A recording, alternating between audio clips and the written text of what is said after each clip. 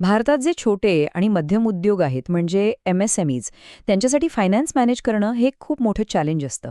पण विचार करा, एवढ्या किचकट कामासाठी जर एक अगदी सोपं आधुनिक उपाय मिळाला तर कसं होईल? चला, आज आपण नेमका तोच उपाय पाहणार आहोत. हा प्रश्न अनेकांना पडला असेल नाही का? म्हणजे बघा, कितीतरी स्प्रेडशीट्स, तासनतास मॅन्युअल डेटा एंट्री करत बसणं आणि मग सततची चिंता. या सगळ्यातून बाहेर पडता येईल का? खरं तर अनेक उद्योजकांना हाच प्रश्न सतावत असतो. इथे फरक अगदी डोळ्यासमोर दिसतोय. एका बाजूला काय आहे तर गोंधळ, सगळं विखुरलेलं फायनान्स, आणि दुसऱ्या बाजूला एक नीटनेटके सुव्यवस्थित डिजिटल नर्व्ह सेंटर. हाच तो बदल आहे जो आपल्या व्यवसायाला एक नवी दिशा देऊ शकतो. तर मग यावर उपाय काय? उत्तर अगदी सोपं आहे.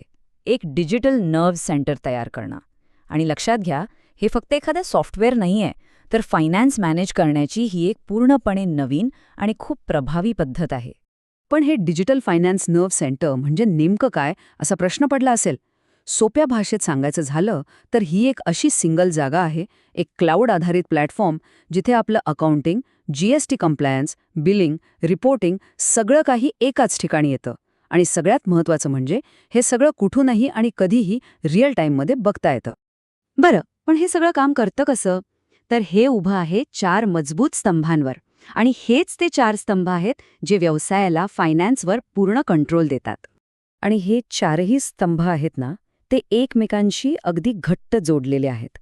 स्मार्ट इनव्हॉइसिंग, येणीदेणीचं एकत्रीकरण, सोपं कंप्लायन्स आणि व्हर्च्युअल CFO, हे सगळे मिळून एक इतकी पॉवरफुल सिस्टम तयार करतात. चला, आता यातला प्रत्येक स्तंभ जरा जवळून पाहूया. तर पहिला स्तंभ आहे स्मार्ट इनव्हॉइसिंग. आता इथे गंमत बघा, फक्त बिल तयार करायचं, बाकीचं काम सिस्टीम स्वतः करते. म्हणजे आपला ग्राहक कुठे आहे, त्यानुसार CGST, SGST की IGST लावायचा, हे सगळं आपोआप होतं. म्हणजे चुकांना जागाच नाही आणि चिंता तर अजिबातच नाही. आता वळूया दुसऱ्या स्तंभाकडे.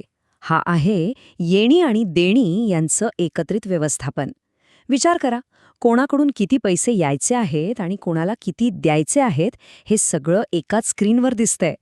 इतकंच नाही तर पेमेंटसाठी रिमाइंडरसुद्धा आपोआप पाठवले जातात. म्हणजे तो फॉलोअप करण्याचा सगळा त्रास वाचला. आणि तिसरा स्तंभ आहे ऑटोमेशन. म्हणजे रोजची तीच ती कंटाळवाणी कामं, जसं की महिन्याचं बिलिंग करणं, बँकेचे व्यवहार जुळवून पाहणं, आता हे सगळं आपोआप होतं. किती वेळ वाचतो आणि चुका होण्याची शक्यता तर जवळपास शून्य होते. आणि मग येतो चौथा आणि सगळ्यात महत्त्वाचा स्तंभ, सोपं कंप्लायन्स. GSTR1 आणि GSTR3B सारखे जे महत्त्वाचे रिपोर्ट्स आहेत ते आपोआप तयार होतात. याचा अर्थ काय? तर GST पोर्टलवर पुन्हा एकदा सगळा डेटा भरत बसायची गरजच नाही. काम कितीतरी सोपं होतं. तर बघा, ही सिस्टम फक्त रोजची कामं सोपी करत नाहीये. याच्याही पुढे जाऊन ती व्यवसायासाठी योग्य निर्णय घेण्यासाठी लागणारी माहितीसुद्धा देते. आणि इथेच व्हर्च्युअल CFOची खरी ताकद आपल्याला दिसून येते. हे वाक्य किती खरं आहे बघा. अकाउंटिंग हे आता फक्त हिशोब ठेवण्याचं किंवा नियम पाळण्याचं काम राहिलेलं नाही, तर ते व्यवसायाला पुढे नेणारं एक महत्त्वाचं साधन बनलं आहे.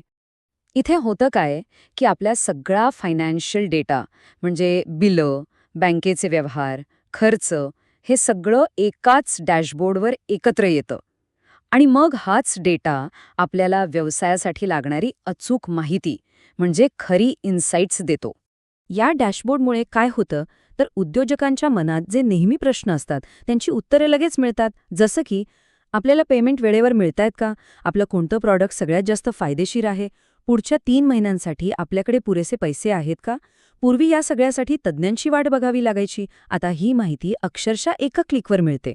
तर मग आतापर्यंत जे आपण पाहिलं त्यावरून जुन्या पद्धतीत आणि ह्या नव्या पद्धतीत नेमका फरक काय आहे, चला तेच आता आपण बघूया.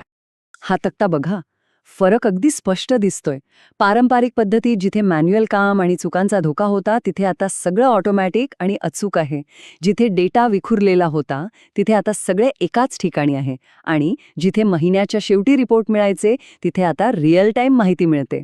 हाच तो खरा बदल आहे. थोडक्यात सांगायचं तर हे फक्त एक अकाउंटिंग सॉफ्टवेअर नाहीये. हे एक संपूर्ण डिजिटल फायनान्स सोल्युशन आहे. ह्याच्यामुळे काय होतं तर एक, कामाचा खर्च कमी होतो.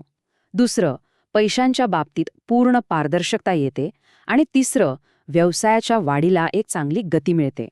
आणि जाता जाता एक प्रश्न, सध्याची जी अकाउंटिंगची पद्धत आहे ती आपल्या व्यवसायाला पुढे घेऊन जात आहे की मागे खेचत आहे, यावर नक्कीच विचार करायला हवा.